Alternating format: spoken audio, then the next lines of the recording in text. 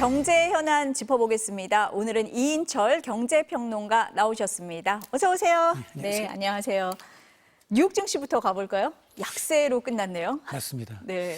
그 뉴욕 증시 걱정은 하지 말라고 했는데요. 40여 차례 사상 최고치를 갈아치웠거든요.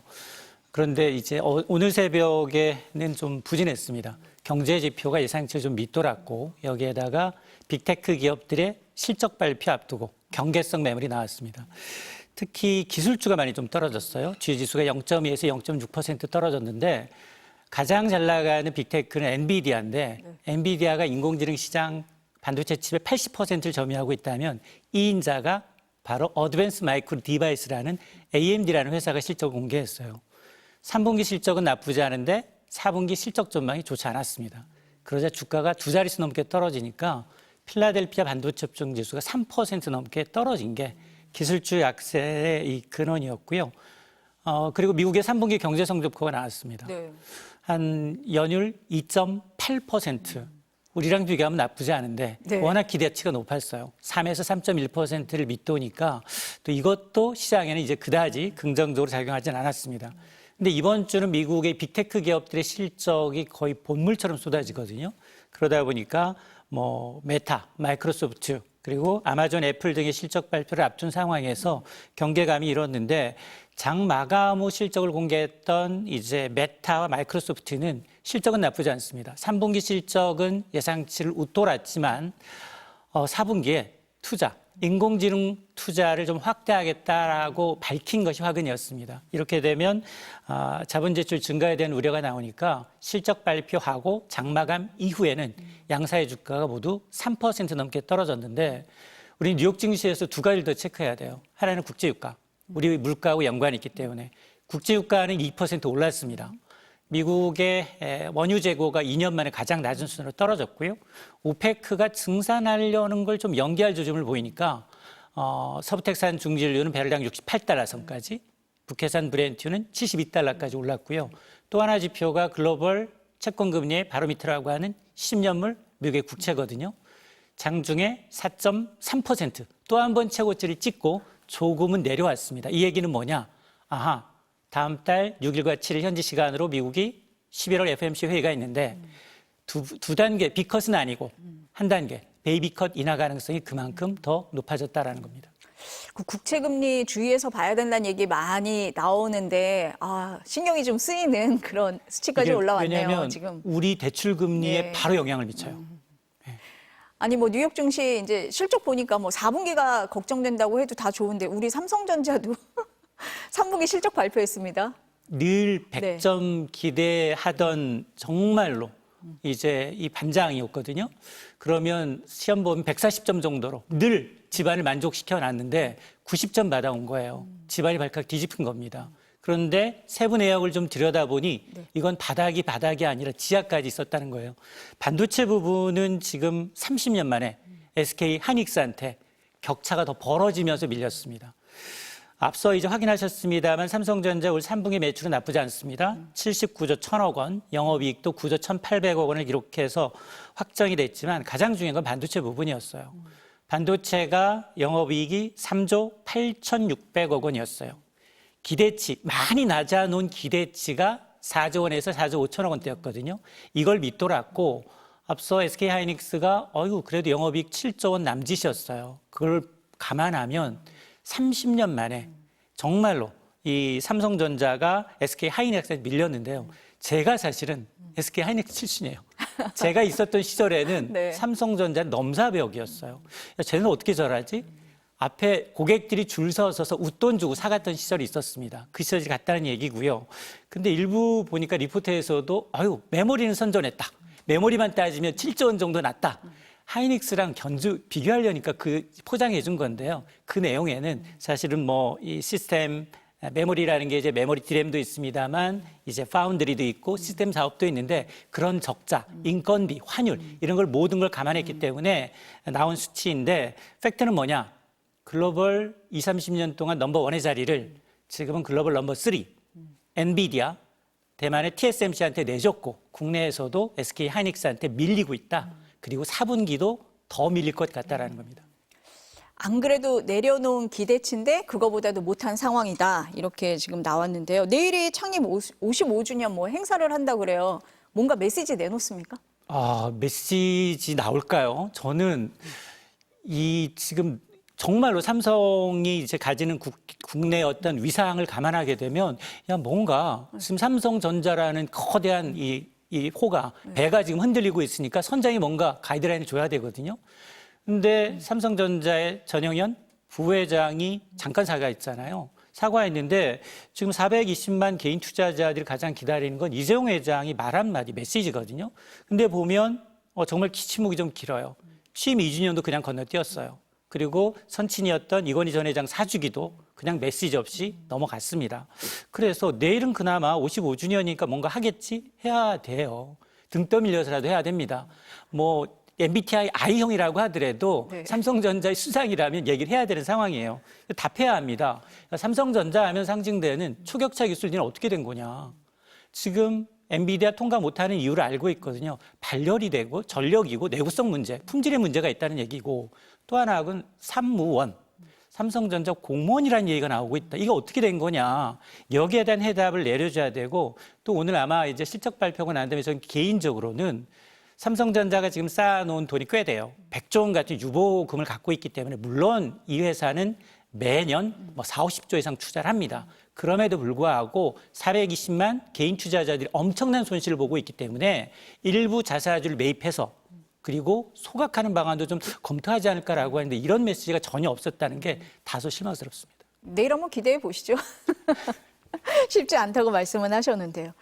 신세계 얘기도 지금 많이 나와요. 보니까 이마트와 백화점 계열 분리 선언을 했네요. 이건 시장 반응은 어떻습니까?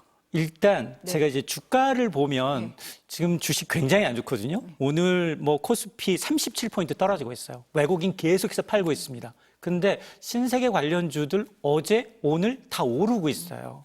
그러면 시장에서는 좀 긍정적으로 보고 있나? 라고 이제 할 텐데 일단 정유경 회장이 리틀 이명희로 불리는데 모친의 얼굴만 아니라 경영 이제 능력, 스타일까지도 꼭 닮았다라는 건데 1972년생입니다. 1994년에 이제 조선의태 상무로 시작을 해서 부회장 건너뛰고 바로 회장 승진했어요. 그러면 꽤 잘했네라는 겁니다. 그동안.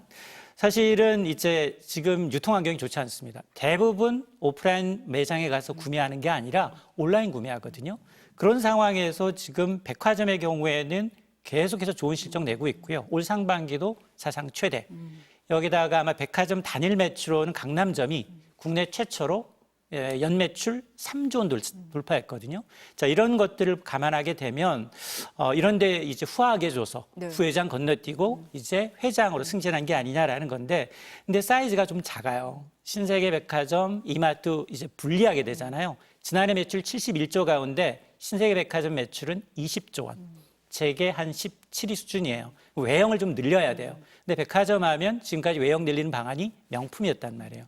명품은 사실 좀 소비에 따라 달라질 수 있기 때문에 외형을 어떻게 이제 확장할 것인가. 그리고 이 받은 이 계열사 가운데 면세점은 중국 이 매출이 굉장히 민감하거든요. 좀 부진해요. 이런 걸 어떻게 이제 돌파할지 여부가 변수입니다. 고려아연 경영권 분쟁 어디까지 갈지 모르겠어요. 근데 어제는 유상증자 발표를 했습니다. 맞습니다. 네. 어제 하한가 같고요. 고려아연 주가. 오늘 지금 7% 넘게 떨어져 100만 원 밑돌고 있는 상황이에요. 이 얘기는 시장이 굉장히 좋지 않게 보고 있다는 얘기예요. 그동안에 최 회장 측은 굉장히 언론에 우호적이었거든요. 그럼에도 불구하고 기습적으로 유상증자했다. 이 얘기는 뭐냐? 손 안 대고 코 풀겠다라는 의미거든요. 그러니까 내 돈 안 들이고 신주 발행해서 M&A 방어하겠다라는 거예요. 그러다 보니 지금 사실은 공개 매수했는데도 보니까 지분 격차가 3% 정도 밀리고 있는 상황이에요. 근데 자금이 없다 보니 신주 발행하겠다라는 건데, 근데 유상증자는 사실은 주주 입장에서 보면 새 주식 발행해서 자금을 이제 확보할 수 있으니까 조달할 수 있는 좋은 수단이긴 하지만, 그러나 주주 입장에서는 물량이 늘어나면 주식 가치가 희석이 돼요. 그래서 지금 주주들이 반대하고 있는 거고, 주가가 지금 이틀 연속 급락하고 있는 상황인데, 이러다 보니 개인 투자자들 손해죠. 여기 한 7% 정도 국민연금도 지분 갖고 있습니다. 평가 손실 보고 있는 상황이에요. 캐스팅 보트가 국민연금이에요. 그렇죠. 심기를 건드리고 있다는 얘기예요. 그러다 보니 아마 저는 이런 방식으로 과연 진정한 국민 기업으로 날 수 있느냐에 대해 회의적이고, 이러다 보니까 상대방 MBK 파트너스는 이게 모든 법적 수단을 강구하겠다라는 겁니다. 이렇게 되면 신주 발행 금지 가처분 신청을 법원에 제출할 가능성이 있습니다. 이렇게 되면 이게 사실 신주 발행에서 자기 주식으로 이제 매입하고 여기다가 회사에 막대한 피해를 줬기 때문에 배임이다라고 이제 주장을 하고 있어서 이게 자칫 사법 리스크로 이제 옮겨가는 분위기입니다. 아니 이렇게 되면 시장에 좀 혼란을 주는 거 아닌가라는 생각이 들고, 그래서인가요? 금감원이 긴급 브리핑까지 했잖아요. 제가 금감원에 전화를 해봤어요. 지금 브리핑 언제 나오냐 했더니 3시 30분 지금 막 시작했을 것 같습니다. 근데 저는 관전 포인트는 그게 두 가지예요. 우선 정말로 유상증자가 이제 적절한 이제 절차를 거쳐서 이사회 논의를 거쳐서 적절한 절차를 거쳤는지 여부, 기습적으로 발표되다 보니까 이미 개인 투자자들은 대거 손실을 보고 있고요. 그러다 보니 지금 금융감독원은 정정신고서 제출해라라고 요구했기 때문에 제동을 걸 가능성이 있다라는 얘기고, 또 하나는 고려원과 이제 MBK 측이 서로 공개 매수 단가 높여가면서 경쟁했잖아요. 이 과정에서 서로를 고발한 거예요. 야, 너네 공개 매수 서로 방해했지? 라고 하면서 금융감독원한테 상대방 잘못이라고 이걸 조사 요청을 했는데, 이 조사를 하는 도중에 이 보니까 시세 조정과 같은 불공정 거래 행위가 좀 포착이 된 것으로 전해지고 있어서 과연 금융감독원도 이 사안에 대해서 빠질 수가 없는 사안으로 지금 가고 있는 상황입니다. 일반 투자자들 입장에서 좀 걱정스럽게 보고 있을 것 같습니다. 그 체코 원전 건설 사업 좀 얘기해 볼게요. 뭐 제동이 걸렸다 이런 뉴스가 있었습니다. 이게 무슨 얘기예요? 이미 사실은 예고된 상황이었고요. 우리 정부가 이제 어떻게 대처하느냐에 따라 좀 중요해졌는데, 앞서 지난 7월이었어요. 체코 원전 2기를 한 24조 원 가량 우리 한국 수력 원자력이 이제 따냈는데, 그게 MOU, 이른바 양해각서입니다. 구속력이 없습니다. 내년 3월 최종 사인을 해야 되는데, 문제는 당시 3파전이었거든요. 미국의 웨스팅하우스라는 원천 기술을 갖고 있는 업체, 프랑스의 전력공사랑 같이 했는데 최종 수준에서 떨어진 두 개 회사가 발목을 걸고 나서산 겁니다. 특히 미국의 웨스팅하우스는 한수원이 자사의 기술을 도둑질했다. 웨스팅하우스의 기술을? 맞습니다.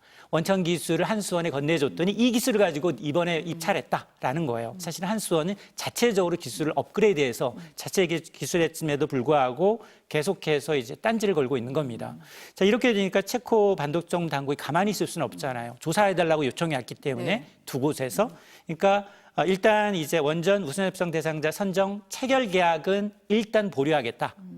그러나 이게 아마 내년 3월로 예정된 본계약에 문제가 있다는 얘기는 아니다라고 해명을 하고 있는데, 근데 문제는 이 웨스팅하우스가 원천 기술을 갖고 있으면서 건건이 계속해서 국제 원전 입찰에서 우리나라한테 딴지를 걸고 있습니다. 그러면서 로얄티를 좀 달라라고 얘기하고 있거든요. 근데 문제는 뭐냐면 웨스팅하우스가 미국 정치권까지 끌어들이고 있어요. 웨스팅하우스의 본사가 어디 있느냐? 펜실베니아주에 있습니다. 경합주네요? 경합주에 있어요. 여기 펜실베니아 본사에 15,000개 미국인 일자리 한국이 도둑질해 가고 있다라고 해서 지금 정치권을 끌어들이고 있는 양상이어서, 이 문제를 풀지 않으면 계속해서 아마 질질 끌려당할 상황이 있는 상황이고, 만약에 이제 체코 반도청 당국이 판단이 좀 늦어져서 내년 3월에 예정된 본계약을 못하게 되면 지연 가능성도 있습니다. 요거는 정치적인 이슈하고 좀 맞물려 있어서 맞아요. 조금 지켜볼 대목이 있네요. 맞습니다. 네. 이 마지막으로 퇴직연금 좀 여쭤볼게요. 오늘부터 이 상품을 중도하지 않아도 다른 금융사로 옮길 수 있게 됐잖아요. 그럼 고민들 하실 것 같아요. 뭘 주의 깊게 봐야 됩니까? 퇴직연금 3가지 종류가 있는데 어떤 퇴직연금 가입하셨는지 아세요? 잘 모르시죠? 이게 사실은 퇴직연금 대부분 다 모르세요. 절반 이상이 3가지 종류가 있습니다. 확정급여형. 회사가 책임지는 거예요. 근로자는 신경 쓸 이유가 없습니다. 그러니까 예금에만 넣어놔요. 수익률이 10년 동안 2%. 물가 상승률에도 못 미칩니다. 문제는 이제 확정기여형은 근로자가 매년 받는 돈으로 자신이 굴리는 건데 자신이 없으니까 잘 안 하게 돼요. 그러다 보니 지금 이 연간 이런 이제 수수료 2005년 12월 퇴직연금 제도가 시행된 이후 지금 한 400조 원 가까이 쌓였는데 매년 이제 이런 굴려주는 금융회사는 연 1조 4천억 원치 수수료를 떼가고 있습니다. 배보다 배꼽이 더 큰 상황이 돼버렸어요. 그러다 보니 정부가 긴급하게 오늘부터입니다. 네. 갈아탈 수 있게 하겠다. DB형은 DB형으로, DC형은 DC형으로. 물론 교차는 안 됩니다. 자, 그러다 보니까 특히나 이제 디폴트 상품이라고 해서 퇴직연금 제도에서 가입자가 별다른 운용 지시 안 하면 사전에 이제 얘기했던 정한된 방식으로 운용되는 이 디폴트는 빠지고 또 내가 만일 보험회사에 퇴직연금을 가입했다. 네. 이것도 안 됩니다. 이거는 대상이 아니에요.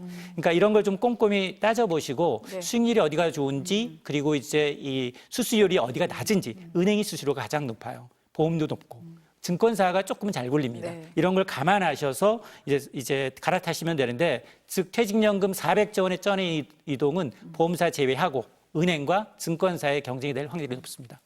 꼼꼼히 좀 따져보고 옮기셔야 될 것 같습니다. 네, 오늘 말씀 여기까지 듣겠습니다. 감사합니다.